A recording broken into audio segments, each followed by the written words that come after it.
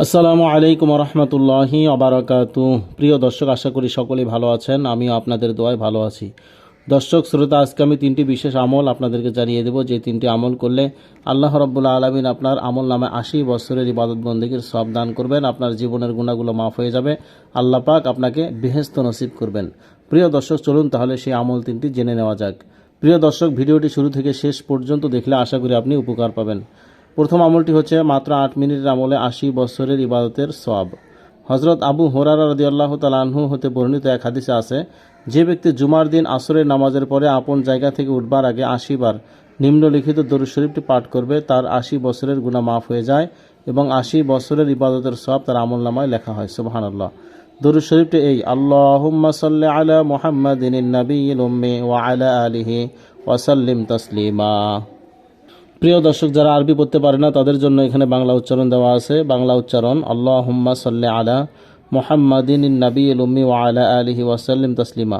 দর্শক, যদি রমজান মাসে 80 বার পড়ে তাহলে উল্লেখিত হিসাব অনুযায়ী 80 বছরের পরিবর্তে 5600 বছরের ইবাদতের সওয়াব পাওয়া যাবে এবং তত বছরের গুনাহ মাফ হয়ে যাবে। অর্থাৎ কেউ যদি এত বছর জীবিত থাকতো আর এই জীবনে সে গুনাহ করত, তাহলে গোটা জীবনের সব গুনাহ মাফ হয়ে যাবে। সুবহানাল্লাহ। প্রিয় দর্শক শ্রোতা, দ্বিতীয় আমলটি হচ্ছে মাত্র 20 সেকেন্ডের আমলে জান্নাতের অধিকারী হয়ে যান। প্রিয় দর্শক, প্রতিজন মানুষ চাই ধনী হোক কিংবা গরিব হোক, মাত্র 20 সেকেন্ডে জান্নাতের সার্টিফিকেট নিয়ে নিতে পারেন।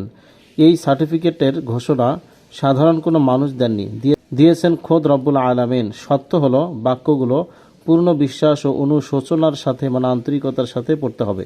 বাক্যগুলো নিম্নরূপ: এই বাক্যগুলো: আল্লাহুম্মা আনতা রাব্বি লা ইলাহা ইল্লা আনতা খালাকতানি ওয়া আনা আবদুকা ওয়া আনা আলা আহদিকা ওয়া ওয়া'দিকা মাস্তাতা'তু আউযু বিকা মিন শাররি মা সানা'তু আবুউ বিনি'মাতিকা ওয়া আবুউ বিযামবি ফাগফিরলি ফাইন্নাহু লা ইয়াগফিরুয যুনুবা ইল্লা আনতা।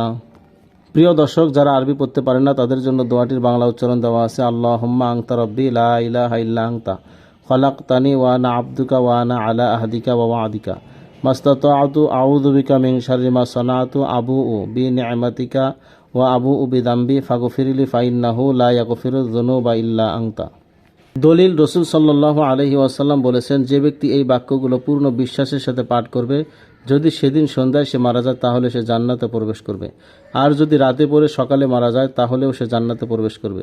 রাসূলুল্লাহ সাল্লাল্লাহু আলাইহি ওয়াসাল্লাম বলেছেন, যে ব্যক্তি এই ইস্তিগফারটি সকালে পাঠ করে সেদিন মারা যায় তাহলে সে শহীদি মৃত্যু লাভ করবে, আর কেউ যদি রাতে পড়ে মারা যায় তাহলেও সে শহীদি মৃত্যু লাভ করবে।